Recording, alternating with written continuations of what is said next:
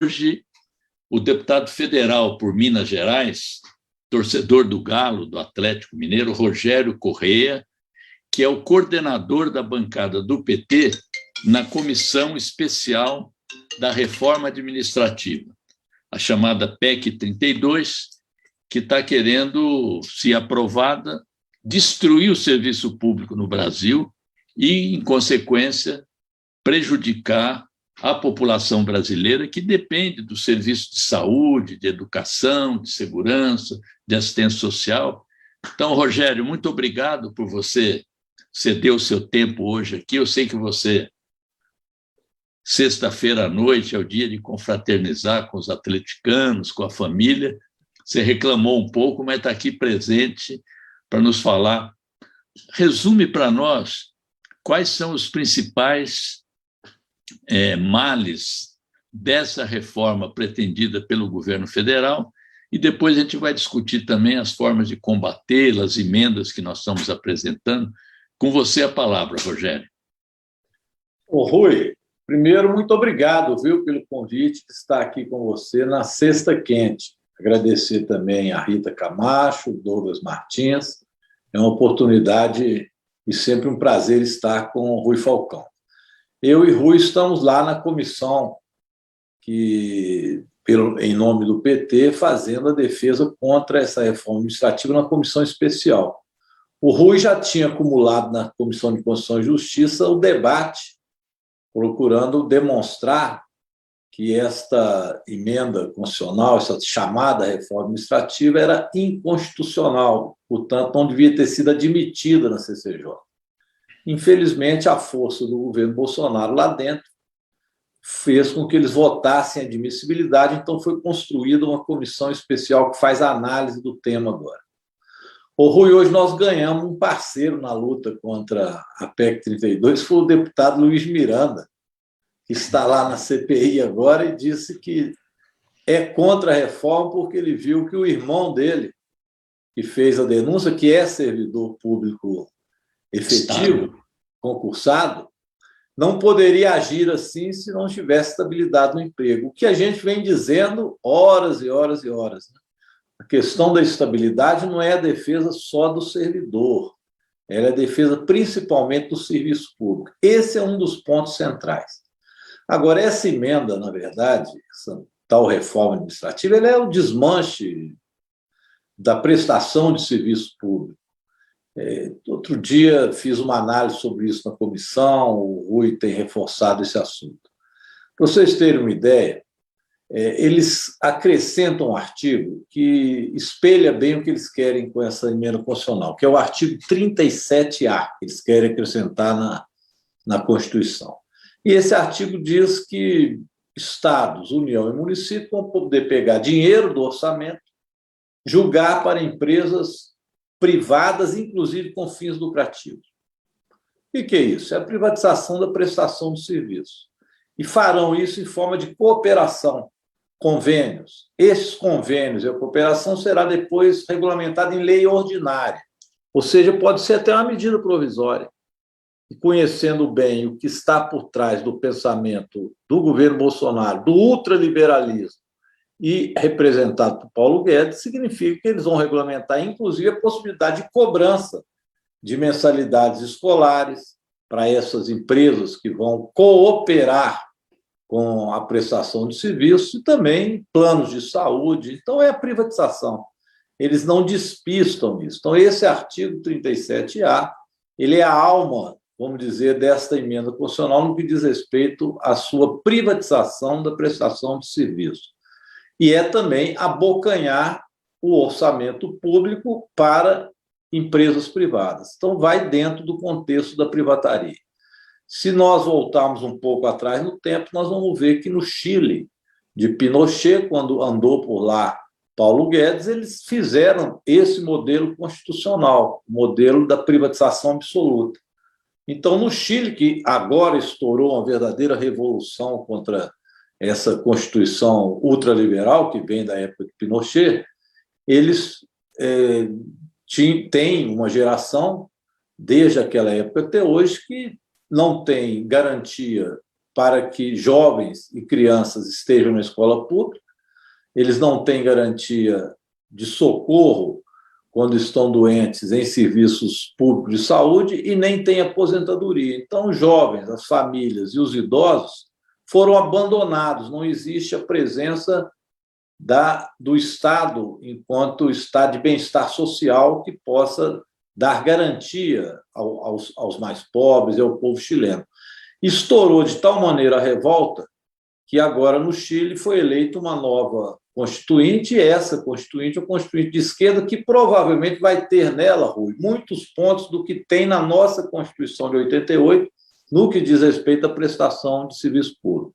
Então, isso eu diria que é a alma do que está prevista nessa emenda 32. Agora, para isso, é preciso destruir também o servidor público. O servidor público entra aí porque, para desmanchar o serviço público, você tem que atacar o servidor e desmanchar o servidor. Então, perde-se a estabilidade, não tem mais concurso público, a partir de ser aprovada essa PEC 32, não se tem jornada, e não significa que isso é apenas para os futuros servidores, como eles querem dizer. Não. Também, na revogação que eles fazem dos direitos dos servidores, eles dizem que diminuição de jornada e de salário só não pode ocorrer, veja bem, para as carreiras típicas de Estado, que serão regulamentadas depois. Carreiras típicas de Estado, que eles estão dizendo, provavelmente serão fiscais, mais setor judiciário, alguma parte, e polícia. O resto, todos os servidores, que é a massa dos servidores, não teria mais estabilidade e também não teria garantida a jornada, que poderia ser reduzida. E, ao fazer redução da jornada, reduz também a prestação de serviço. Então, Rui, eu acho que isso aqui é a alma dessa reforma constitucional e nós precisamos, de fato, trabalhar para derrotá-la no seu conjunto. Ela não tem como ser remendada, ela tem que ser derrotada. Deputado, boa noite. Você mencionava a questão de uma certa proteção aos policiais, por exemplo, né? Aos agentes policiais da PF e outras categorias, mas mesmo assim, mesmo essa categoria tem protestado, não, a reforma. Está resistindo, mesmo que tenha alguma proteção. Em BH mesmo teve, em Belo Horizonte mesmo teve protesto dessa categoria, né? Essa semana, quarta-feira. Que outras categorias, na sua avaliação, estão mais resistentes a essa reforma dentro do serviço público? Quem são os resistentes, né? Rita, foi boa a sua pergunta em relação à questão da segurança pública. Veja bem, os militares eles retiraram da reforma, então os militares não entram. Agora, o restante da segurança, ela entra. E eles falam em fazer carreira típica do Estado, mas eles não dizem o que será, não está definido na Constituição o que são essas carreiras típicas do Estado. Então, o pessoal da segurança pública quer estabelecer uma norma em que ele se transforma em carreira típica de Estado. E dentro da carreira típica de Estado, eles pensam em sair desta emenda constitucional, porque nas carreiras típicas de Estado seriam as únicas a ter estabilidade, a ter carreira, a ter concurso, enfim, os direitos que hoje tem o servidor público. Como o governo não coloca e não tem condições políticas de dizer o que é carreira típica de Estado, porque será muito reduzido e jogará o conjunto dos servidores contra ele, então ele colocou genericamente dizendo que lei complementar diria quais as carreiras típicas de Estado. Neste momento aí, é importante dizer que, por exemplo, podem colocar delegados de polícia, mas não vão colocar todas as forças de segurança como carreira típica de Estado. Não tem justificativa para isso.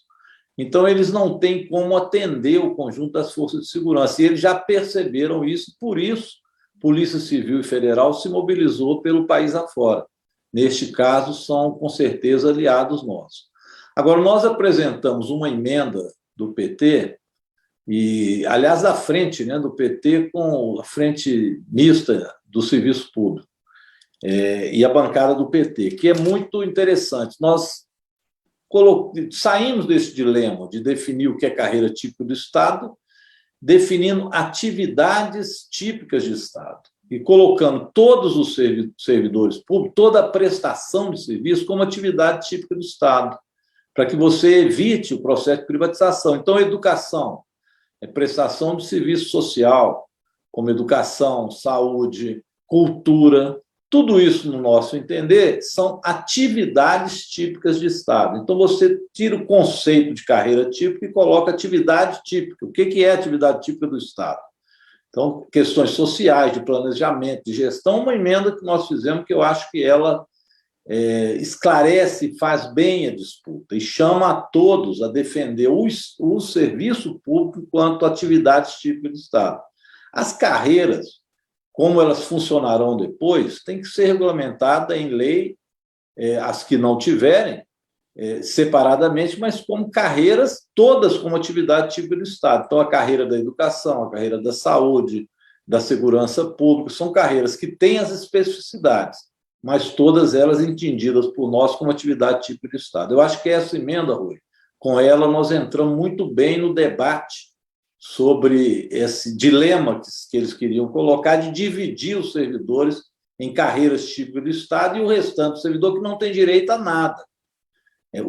Pela PEC, o servidor que não for de carreira típica de Estado, além de não ter estabilidade, carreira, etc., ele será contratado temporariamente e a ideia é a extinção disso. Naquele item que eu falei da cooperação, para vocês terem uma ideia, lá significa que a empresa privada ela poderá contratar com os recursos, que são recursos públicos, servidores para ela da iniciativa privada. Então, com isso, eles vão restringir a presença do servidor público. Deputado, a gente tem, ao mesmo tempo, na pauta, né, como demanda, não como item colocado na pauta, a reforma tributária. E você tem feito sempre um cotejo, né, entre essas duas pautas. Eu queria que você falasse um pouco sobre isso e sobre a necessidade de começar a discussão da reforma tributária até antes, né, da reforma administrativa, como você vem falando. Porque há uma lógica do mercado. Qual que é a lógica do mercado? Outro dia eu vi um deputado do Novo, aqui de Minas, o Rui Falcão. Esse, neste caso, não por causa disso, mas ele é cruzeirense, é o Thiago Mitrô. Não tem nada a ver o time aí com essa história. Mas o Thiago Mitrô, que é do Novo, e por um acaso é cruzeirense, ele dizia o seguinte: nós precisamos de, primeiro, diminuir o tamanho do Estado. Por isso, a reforma administrativa vem primeiro. Diminui o tamanho do Estado e depois nós vamos deixar de cobrar dos empresários e etc. os impostos, vão diminuir a carga tributária, porque nós já destruímos o Estado. A lógica é essa mesmo. Primeiro, acaba com a Constituição no que ela diz respeito à prestação de serviço público. Terminou com isso? Para que vai fazer tanta cobrança, né, como eles dizem, de impostos, de taxar empresários, que segundo eles, na concepção deles, isso vai fazer com que tenha menos emprego, porque os empresários, coitadinhos, não têm o recurso para financiar emprego, pagar melhor, porque tem que pagar o Estado. Então, essa é a conversa. Então, por isso é que eles colocam, primeiro, esta reforma administrativa, que é o desmanche da prestação de serviço público, para depois aliviar na tributação, que já é, no Brasil, pequena e injusta, né? Pequena para os grandes e injusta com os pobres. Então, o que eu tenho dito é que a discussão tinha que ser o contrário. Nós temos um serviço público que precisa e tem demanda. A Constituição coloca isso claramente. É dever do Estado, aí através da União, dos Estados e do município, a prestação do serviço público, e lá vai estabelecer tudo que é serviço público. A Constituição, nesse aspecto, foi muito avançada. Educação, saúde, saneamento, moradia, assistência social, segurança. Se isso é dever do Estado, como que nós arrecadamos? Como é que deve ser a arrecadação para que isso aconteça? Para que essas garantias ao povo brasileiro, em especial os mais pobres, existam. Aí você discute a reforma tributária. Então, hoje, nós tínhamos que primeiro discutir a reforma tributária. A tributação no Brasil é alta. Não é verdade. A tributação no Brasil é na média dos países. Se você pegar os países como na Escandinávia, etc., que tem um conteúdo social-democrata muito mais forte, aí, evidentemente, a tributação, a carga tributária é maior, porque a prestação de serviço público é a regra lá, é a norma. Mas mesmo nas médias de capitalismo, de países capitalistas como Inglaterra, Estados Unidos, nós estamos ali na média, em torno de 33%, 35%, que é a carga tributária. Só que ela é injusta, ela é naquilo que o povo compra. Então, o pobre paga mais impostos, proporcionalmente, do que o rico. A reforma tributária é exatamente você fazer a taxação das fortunas, das grandes fortunas, dos juros e dividendo, taxar as grandes empresas nacionais e internacionais, que aqui tem poupudas isenções, sem falar na corrupção, que é a sonegação destes impostos. Então, se você juntar sonegação, que é corrupção, essa sim é a verdadeira corrupção, a sonegação, mais a tributação, que não existe, né, de riqueza, de fortunas, você tem no Brasil uma tributação injusta. Essa reforma precisa ser feita. É claro que nesse governo Bolsonaro e com esse Congresso, nós não faremos essa reforma tributária, mas apontar que esse debate é o debate que precisa ser feito, aí sim. Você tem, por exemplo, uma Vale aqui em Minas Gerais que, por causa da Lei Candir, não paga ICMS. As grandes empresas de agronegócio não pagam ICMS, ou seja, produto para exportação não paga imposto de circulação de mercadoria no Brasil. E, com isso, os estados perdem arrecadação. Só de mineração, Minas Gerais deve perder ao ano entre 7 e 10 bilhões de reais, porque foram isentar, a partir do governo Fernando Henrique, estas empresas de pagar imposto de circulação de mercadoria. Então, esse debate tinha que preceder, tinha que vir antes. Como é que é a tributação no Brasil? Como fazer a reforma da tributação para que isso possibilite ao Estado fazer a prestação dos serviços sociais que a Constituição apregou. Esse projeto vem com um formato, né, que é o artigo 37A, né, que vai emendar a Constituição. Você poderia falar um pouco dos principais pontos desse artigo? Esse é aquele que eu tinha citado, o artigo 37A. Ele fala em cooperação dos estados, municípios e União com empresas. E aí ele não fala empresas sem fins lucrativos. Ele coloca de maneira geral. Então, é esse artigo que vai permitir que se façam convênios e cooperações em termos de lei, que será regulamentada depois, lei ordinária, pode ser até por medida provisória, que vai regulamentar como se dá essa cooperação, mas ela já permite que os recursos públicos passem para empresas privadas.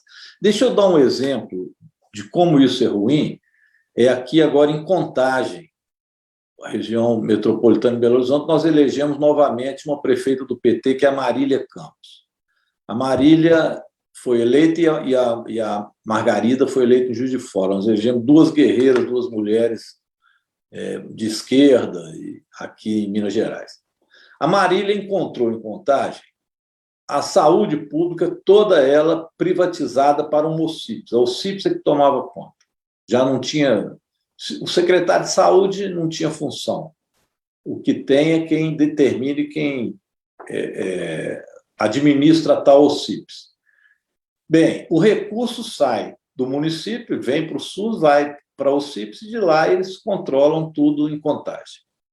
O que aconteceu quando ela chega lá? Salário de médico atrasados, salário baixo, precarização, prestação de saúde terrível. Então, a não ser para alguns itens que são mais caros, que servem aos mais ricos de Contagem, um horror. O que ela teve que fazer agora? Praticamente reestatizou. Ela fez uma intervenção no OCIPS e está retomando de novo para a Contagem.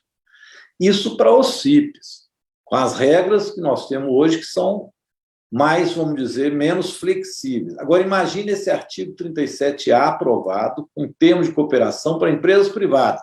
Você vai pegar o dinheiro, botar na empresa privada e pronto. E ela vai poder, inclusive, com esses recursos, que eles vão dizer? Está atrasado o salário de médico por quê? Eles vão dizer, porque o recurso que vem é pequeno.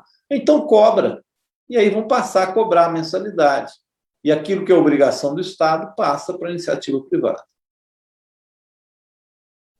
Além de estar constitucionalizando tudo isso, mas o senso comum diz que o Estado é muito pesado, tem muito funcionário, o pessoal é privilegiado, o serviço é de baixa qualidade, gasta muito, não sobra dinheiro para investimento. Como é que a gente combate, na sua opinião, esse senso comum que está, inclusive, inoculado na população? Como é que a gente faz essa disputa de narrativa, para usar um termo atual aí? Qual é a sua opinião? Deputado, eu queria só fazer um acréscimo à pergunta do Rui, porque eu vi que você tinha sugerido convidar, né, aquele personagem que eu gosto muito, a Rita Van Hart, acho que não? Ruiten. Como é? Rita Van Ruiten. Exato, obrigada. Ruiten. Sim, do Tempero Drag, que é muito interessante e discute política com uma profundidade e tal, e tem muitos seguidores, ou seja, é esse um caminho também para poder mudar essa cultura, né, da qual o Rui se referia também, a qual o Rui se referia. Eu acho, popularizar, né, o que é o serviço público. Eu acho que isso é importante, popularizar, sair da nossa bolha. Eu acho que o convite a ela veio nesse sentido. Outro que tem feito muitas boas intervenções disso é o Eduardo Moreira, que esteve com a gente na Comissão do Trabalho, que foi do pontual e hoje ele, vindo da iniciativa privada, ele faz um contexto ao contrário disso. Agora, eu acho que o que nós temos que mostrar são os dados também. O que é o servidor, o que é o serviço público, o que compõe o serviço público. Vou dar um dado para vocês interessante. 57% dos servidores públicos são municipais e 23% são de servidores estaduais. Servidores federais, que geralmente é o que eles querem dizer que tem um nível de renda maior, são 10%. Mesmo assim, desses servidores estaduais, uma grande parte é da educação. Desses 57% dos municípios e os 23% do Estado, vocês vão ter aí em torno de 65% para educação, 65% a 70% para educação, saúde e segurança. Esse eu acho que é um dado que nós precisamos de bater neles. Alguém acredita que, de fato, na saúde está tendo um acúmulo de servidores que ganham muito, são marajás? Na saúde isso não pega, na educação também não, mesmo na segurança pública. Então, eu acho que nós temos que desmanchar isso com dados concretos do número do que é os servidores e onde que existe a prestação do serviço público. Esse é um ponto. O outro, o Rui bate muito, é também a gente mostrar o que de fato são privilégios, porque esses não estão terminando. São poucos e privilegiados, mas esses continuam com as regalias que têm, porque eles não foram incluídos na PEC 32. Nós estamos fazendo emenda do PT, colocando estes lá. Essa é uma outra forma de dizer, nós estamos colocando para dentro o combate ao privilégio e retirando a injustiça, que é o que tem a PEC. Eu acho que esses dois argumentos são importantes. Quem são esses segmentos que estão fora? Os membros de poderes, poder judiciário, desembargadores, juízes, e inclui aí também parlamentares, deputados, embora o caso de parlamentares já há mais tempo vem se fazendo uma reavaliação e, por ser cargo eletivo, é mais suscetível também às pressões e, nesse sentido, foi perdendo privilégios. Hoje, por exemplo, o deputado não tem aposentadoria, mais aquelas caixinhas de aposentadoria, essas coisas foram perdendo. Então, no parlamento, embora as pessoas não acreditem, né, Rui? A perda de privilégios veio se dando ao longo do tempo de forma correta. E a pressão é maior, porque é carga eletiva. Como é que você mantém o seu próprio privilégio se você precisa de voto depois? Então, isso fez com que houvesse transformações. Mas no poder judiciário, na cúpula de cima do serviço público, etc., tem muitas carreiras, que são essas carreiras de Estado, que precisam de ser retirar os privilégios, né? Juiz, por exemplo, ter direito a vale-livro, que em Minas Gerais foi criado uma vez, uma vergonha. Na Assembleia Legislativa criou o vale-livro para juiz como uma forma de aumentar esse salário, que é aquilo que vem para fora do teto e que eles colocam como se fossem verbas indenizatórias. Então, estes é preciso que a gente denuncie. Não vi emenda nossa ainda que proponha a regulamentação de um artigo 37, não do 37A, quando da época do Bresser, da reforma Bresser-Pereira, que prevê um processo de avaliação dos servidores pelo público, ou seja, participação popular na avaliação e acompanhamento dos serviços públicos. Isso está paralisado, dizer que isso seria feito na forma da lei, mas até hoje não há lei para dizer como é que isso se fará. Não seria interessante a gente, até para valorizar a participação popular dos usuários, que são os principais prejudicados se a reforma for aprovada? O que você acha disso?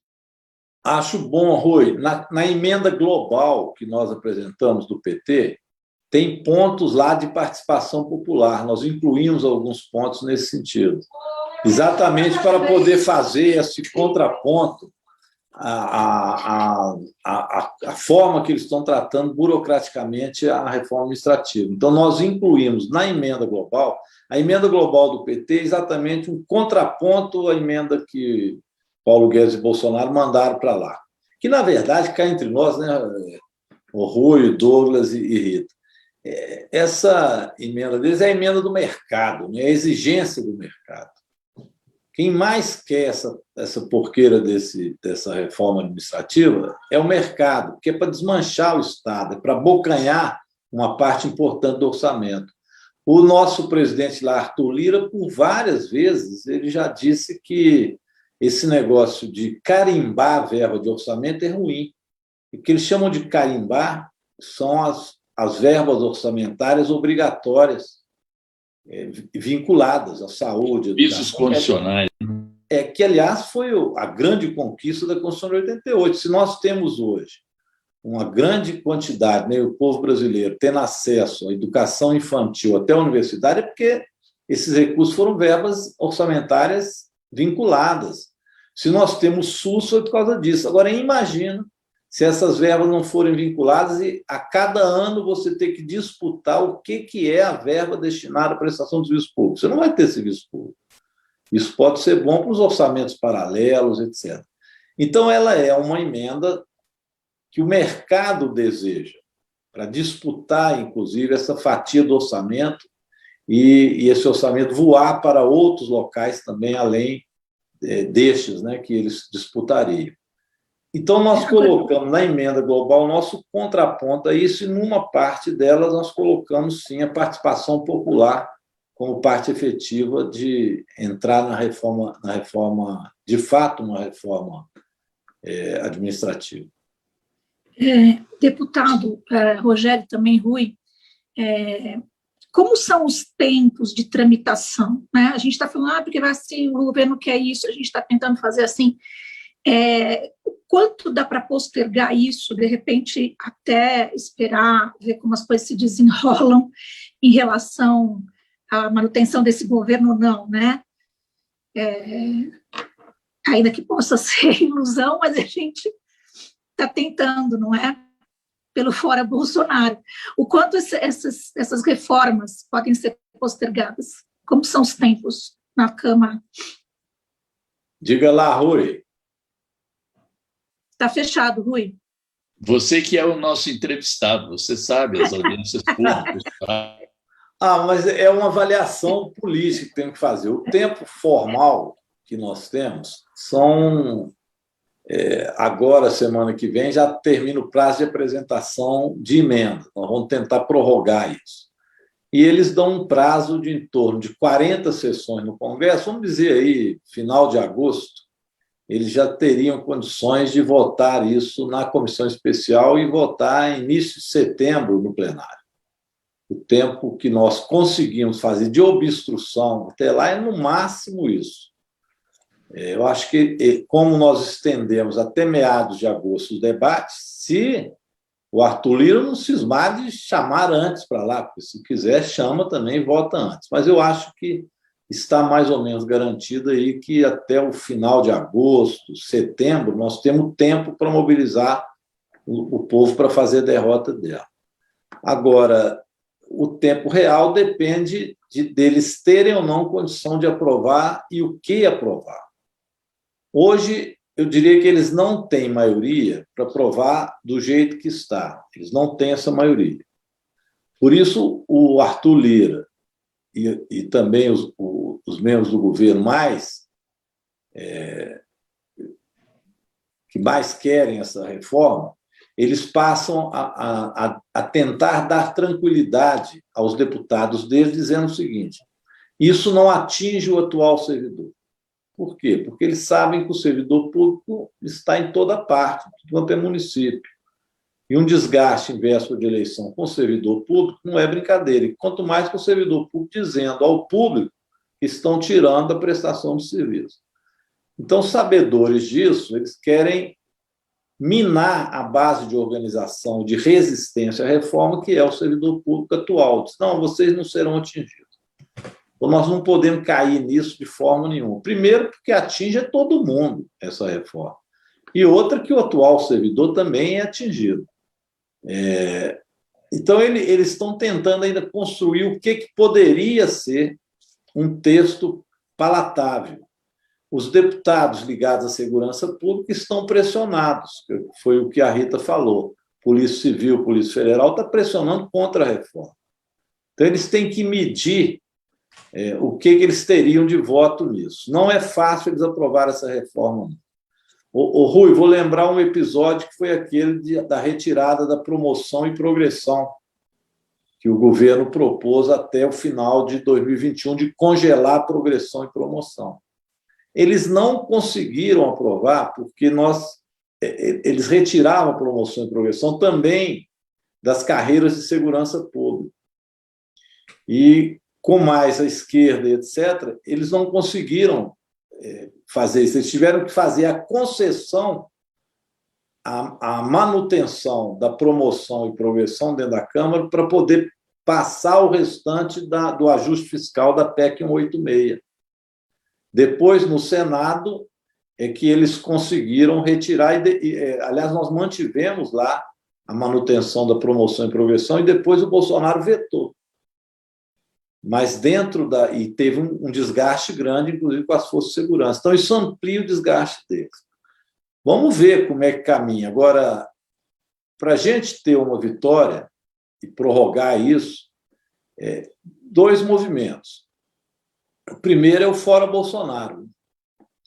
Esse é essencial. Então, o que está acontecendo hoje na CPI, o desgaste dele, a queda de popularidade, os movimentos de rua que começam com toda a preocupação nossa e também com máscara, álcool gel, distanciamento social, mas a presença de massa nas ruas, de povo, isso é um ponto essencial, enfraquece o governo.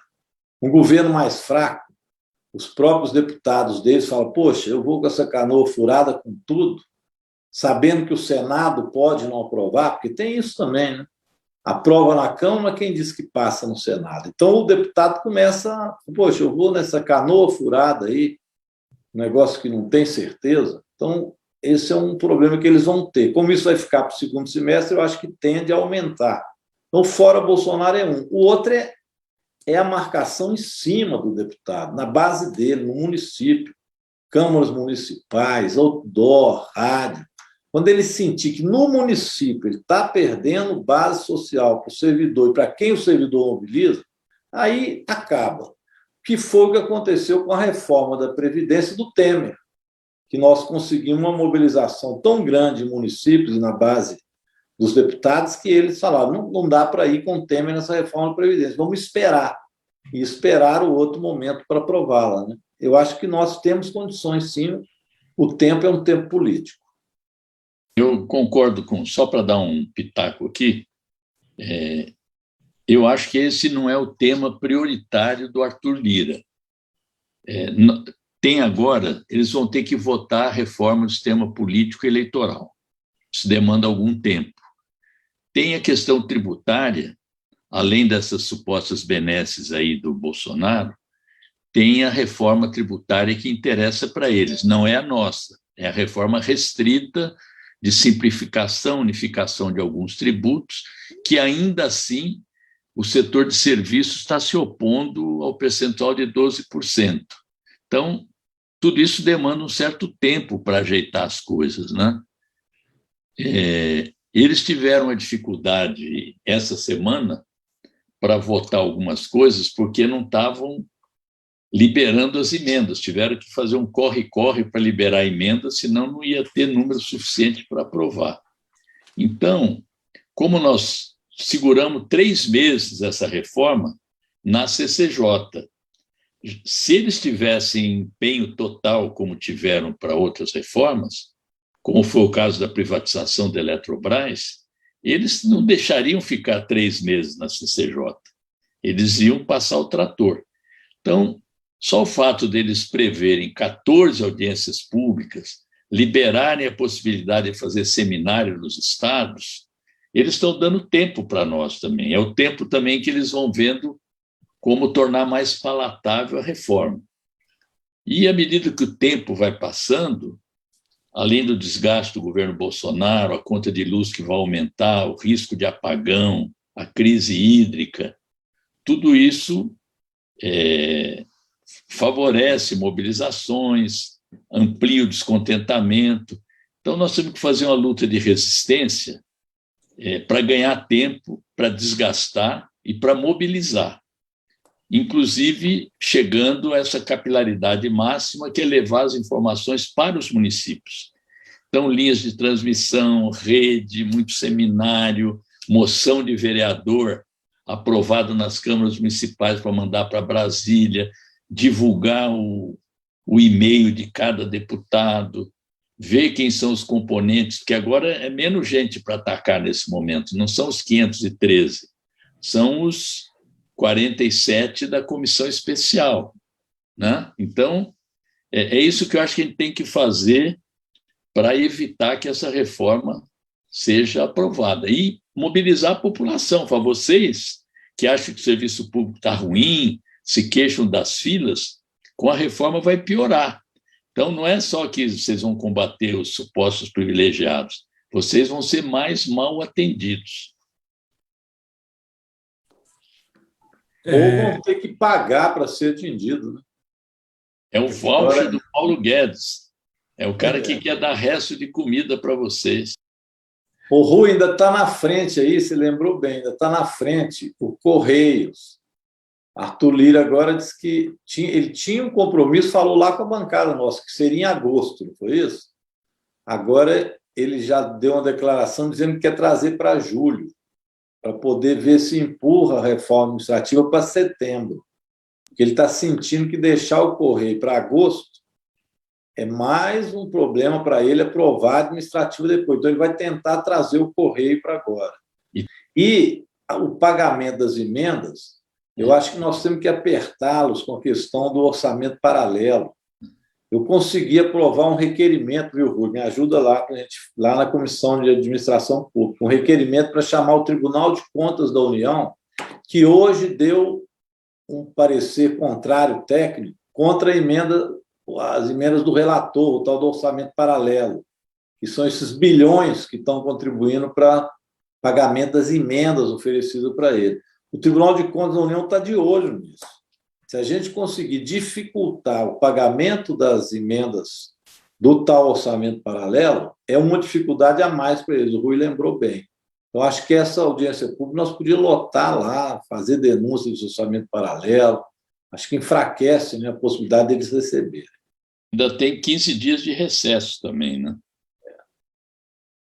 O povo agora torce para que a gente tenha recesso, está vendo? Mas, pela avaliação apresentada, o tempo, nessa circunstância que nós temos hoje, a preços de hoje, joga mais contra do que a favor deles. Com certeza. Com certeza. Quanto mais tempo nós ganharmos, melhor. Tanto pelo desgaste do governo, quanto pela aproximação do pleito eleitoral. E quanto mais o Lula cresce na pesquisa, melhor ainda. Então, vamos também de Lula lá, né? Nós não falamos dele hoje, mas é um fator fundamental também para trazer esperança e para desestabilizar o lado de lá. Eu acho que a questão do fora Bolsonaro e Lula presidente, ela sintetiza um pouco também o que nós precisamos fazer nessa conjuntura do ponto de vista das esquerdas, das forças democráticas e populares. A gente falou aqui, está falando de uma realidade, né, de desmantelamento do serviço público com esses projetos. Mas algumas medidas concretas já foram tomadas. Eu vou citar aqui uma importante, relevante, inclusive, nesse tópico, que foi a Emenda Constitucional 95. Ela prepara, né, esse desmonte aí do Estado.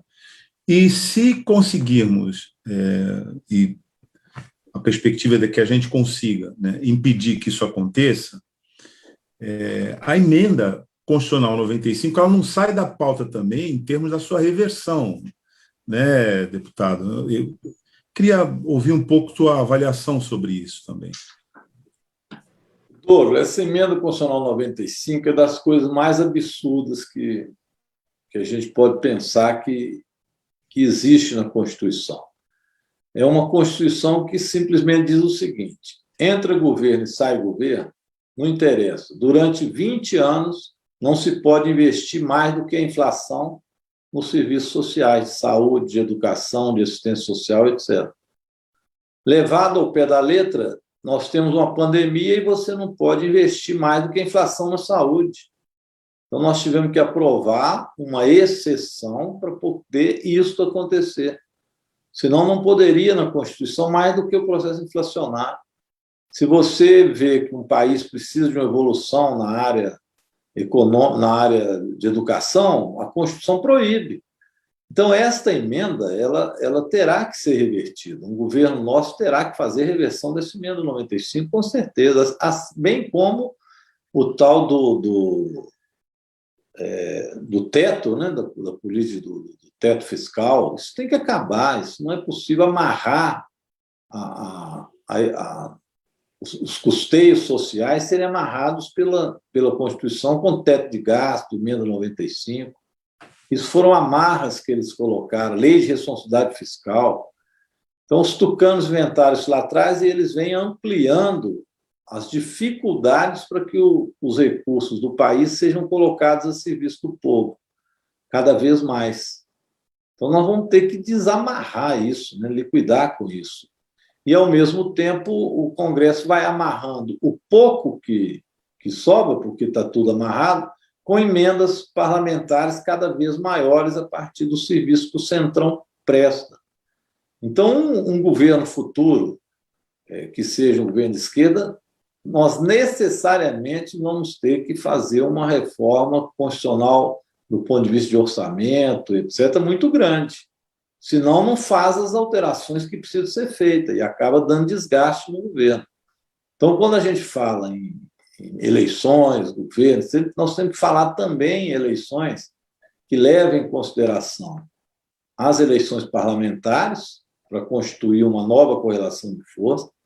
E temos que pensar muito também de como que a gente mantém mobilizações sociais que sejam com consciência política e ideológica mais profunda de projeto a curto, médio e longo prazo no Brasil, né? Então, a esquerda tem uma tarefa muito árdua nesse processo. Não basta apenas tirar o Bolsonaro e ganhar um governo. Se nós não tivermos condições para depois, a gente pode se inviabilizar. Rogério, por falar em eleição, o que tem de concreto, afinal, sobre a questão do voto impresso? Como isso está tramitando? O que a gente pode esperar desse tema? O Rui, com certeza, está mais por dentro do que eu desse assunto, que ele está participando da comissão lá. Mas, pelo que eu pude perceber, o Lira abraçou esse negócio desse voto impresso Eu não sei se para mim é um compromisso que ele fez eleitoral dele com o Bolsonaro para ganhar as eleições. Um dos compromissos, que um dia que nós fomos ter uma conversa da coordenação do PT com ele, ele falou claramente que ele tinha alguns compromissos. Não falou quais, mas esse eu tenho a impressão que estava, né, pelo movimento que ele está fazendo, o voto impresso foi um dos compromissos que ele fez com o Bolsonaro. Então, ele está agindo para que isso aconteça.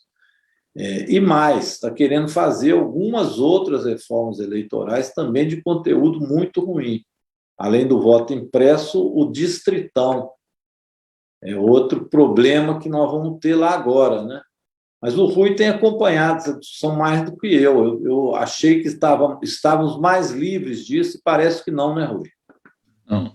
Bom, com relação ao voto impresso, o PT, por unanimidade na Executiva Nacional, fechou questão, porque havia um zum.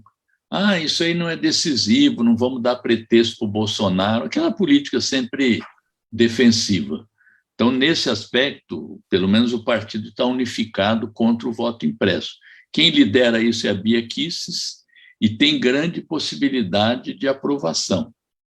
Talvez não tão ameaçador, porque, mesmo aprovado, talvez o Supremo e o TSE não viabilize 2 bilhões de reais para viabilizar. Tem muita restrição, inclusive na mídia, tem muita rejeição a isso. O distritão é que é o mais preocupante, porque, embora os dirigentes de vários partidos políticos sejam contra, os deputados, pensando neles próprios, não tendo obrigação de formar chapa e tendo controle do fundo partidário, fundo eleitoral, sendo mais conhecidos, é uma perpetuação de mandatos e também abrir caminho para influências, para artistas, para celebridades, além do que destrói os partidos políticos, porque é um individualismo ao último.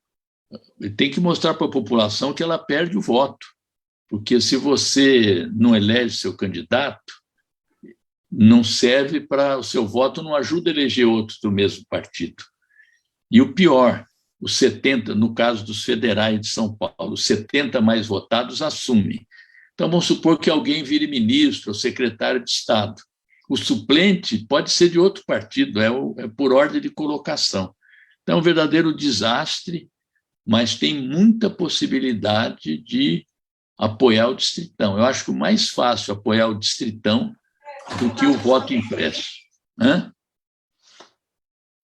gente está batalhando contra, mas não está fácil. Estão sugerindo, inclusive, uma negociação para fazer metade distritão e metade voto proporcional, que seria ruim também, mas menos grave. Consta, eu já vi gente do PCdoB dizer que é a favor do distritão, de lá na Câmara. Então, mas por que isso? De algum jeito dá benefício ao PCdoB por causa da situação da cláusula de barreira, alguma coisa assim ou não? Eles acham que é mais fácil porque favorece a concentração, vai lançar um candidato em cada lugar, é mais fácil do que você ter que montar uma chapa, botar cota de mulheres, mas eu não sei como isso seria, que, por exemplo, hoje cada partido pode apresentar até 1,5 o número de cadeiras, vamos supor, São Paulo, como exemplo. Você pode botar 105 candidatos a deputado federal e estadual 94, mais metade 94. Eu não sei se for o voto majoritário, o distritão, qual a obrigatoriedade dos partidos, quer dizer, cada partido pode apoiar 10 candidatos, 20, tem um número mínimo, está tudo indefinido isso aí. E todos os especialistas, todos, dizem que é melhor deixar como está. Porque tem propostas assim também, Rita. Por exemplo, hoje o fundo eleitoral ele é distribuído proporcionalmente ao tamanho das bancadas eleitas em 2018. Tem a proposta da portabilidade do mandato. Então, quando vier a janela, o ano que vem, em vez de fazer o cálculo da bancada eleita vai ser a bancada constituída depois da janela. Então, é um absurdo o que eles estão querendo fazer. Tudo em volta de evitar a renovação do Congresso Nacional, ou seja, com esse Congresso que está aí, o Lula eleito, é muito difícil desmanchar o que está de ruim aí, a emenda 95. Eu tenho dito, vocês não têm nenhuma proposta para melhorar o serviço público? Tem. Primeiro, acabar com a emenda 95, porque ela asfixia o serviço público hoje. Segundo, fixar uma data base para o funcionalismo. Terceiro, criar uma mesa permanente de negociação, porque isso estimula, isso agrega mais, isso dá mais disposição para o trabalho. Quarto, acabar com o extrateto. Esses sim os privilégios, o cara que ganha R$100 mil, 105 mil reais. Daí, isso que aconteceu recentemente no gabinete do Bolsonaro, não era? Hã? Que os militares no governo Bolsonaro passaram também a ganhar mais, o próprio Bolsonaro, né? Mas isso foi uma portaria dele, não é nem o extrateto, é para juiz e tal. Essa emenda que o Rogério falou, ela é importante, porque se você põe o judiciário, põe os militares na reforma, não é que a gente quer estrepar com eles, é porque dificulta mais a aprovação da reforma, porque esse pessoal tem... E quando diz não vai prejudicar os atuais servidores, eu digo o seguinte, é mentira, nós não queremos nem que prejudique os atuais, nem os futuros. Nós vamos ter dois tipos de trabalhador, os atuais que terão seus direitos mantidos e os futuros que virão, que serão funcionários de segunda categoria. Como conviver no mesmo escritório, no mesmo departamento? Então, mas eu estou tomando o tempo do Rogério aqui. Não, foi bom você colocar. A precarização é absurda, viu? Da emenda dessa PEC, caso ela seja aprovada, é uma precarização absurda do que restar do serviço público. E muitos serão contratados até pela iniciativa privada.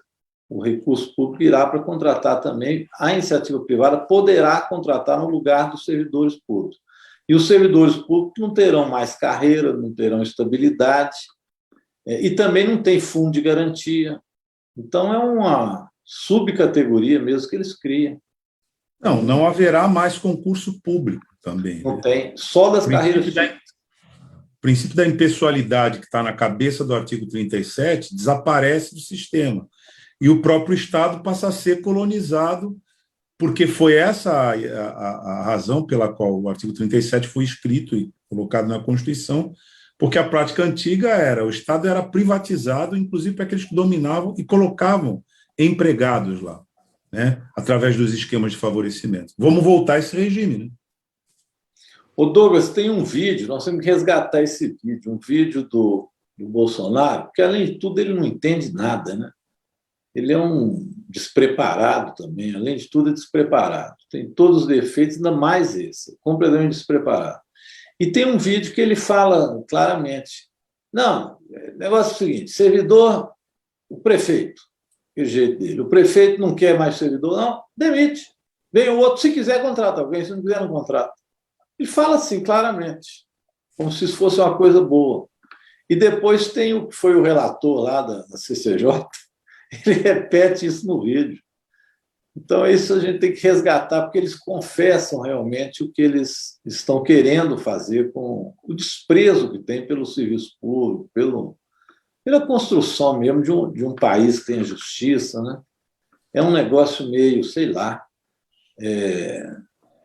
muito desqualificado, né? Um governo muito desqualificado.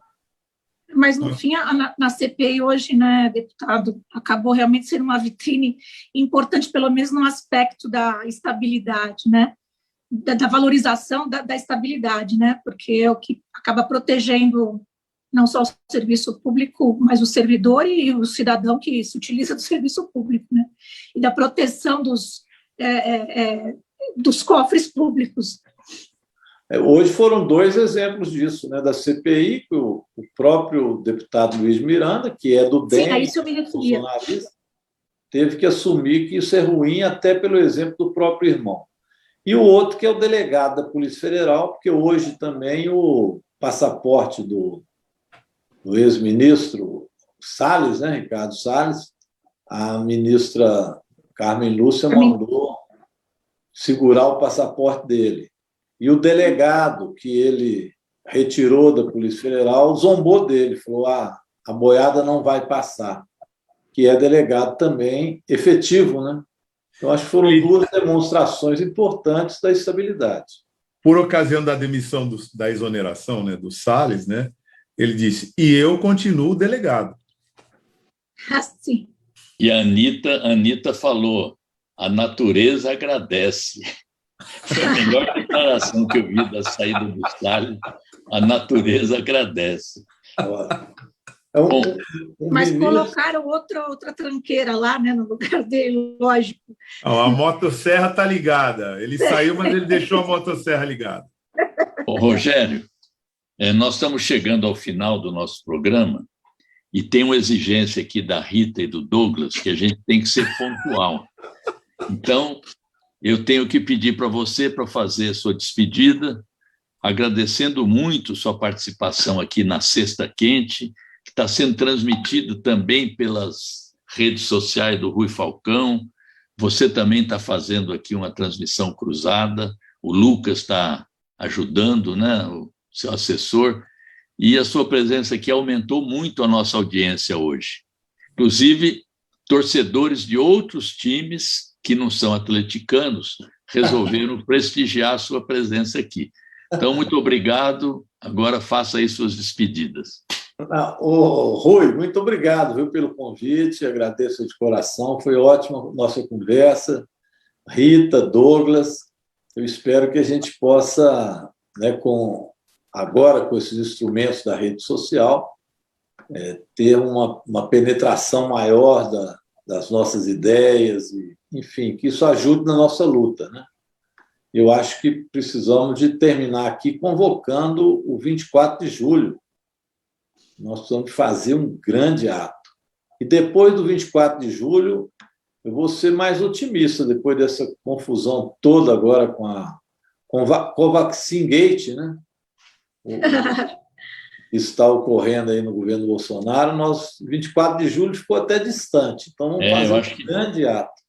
Tinha que ser antes. Tem que ser antes. E depois de 24 de julho não vai poder esperar esse tempo inteiro, não. Acho que nós vamos ter que fazer com bastante frequência, porque se empurrar, o Bozo cai. Tomara, né?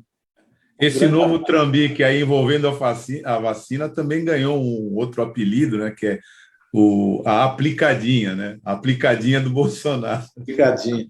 Olha, e agora esse negócio vai ir lá para dentro também da Câmara, viu, Rui? O pessoal descobriu, na denúncia agora que o rapaz fez lá, o irmão do deputado, ele disse que foi pressionado por uma pessoa para poder assinar. E perguntaram o nome da pessoa, ele acabou falando. Esqueci o nome aqui, uma mulher, que já vai ter que depor agora. Aí foram olhar essa mulher, por quem que ela foi indicada? Ricardo Barros, o líder do governo na Câmara, que já tem envolvimento com a Global, que a Global é dos mesmos donos dessa empresa agora que fez essa intermediação. Então, está caindo ali para o líder do governo também se explicar. E ele falou que foi pressionado também por deputado da base do governo. Então, tem muitas emoções aí que nós vamos viver esses dias. Mas ele não lembra o nome, né, do deputado. Ele falou o tempo todo na CPI que não lembra o nome do deputado. Enfim. Vamos ver agora se a Globo vai botar como vinheta, como imagem lá na cobertura do escândalo da vacina, uma seringa enferrujada, né? Todos os dias, né? Como eles já fizeram no passado. Bom, voltaremos na Quarta Quente, semana que vem. Muito obrigado pela audiência, obrigado, Rogério, Douglas, Rita, boa noite. Fora Bolsonaro. Fora Bolsonaro. E até o dia 24. Tchau, boa noite, obrigada.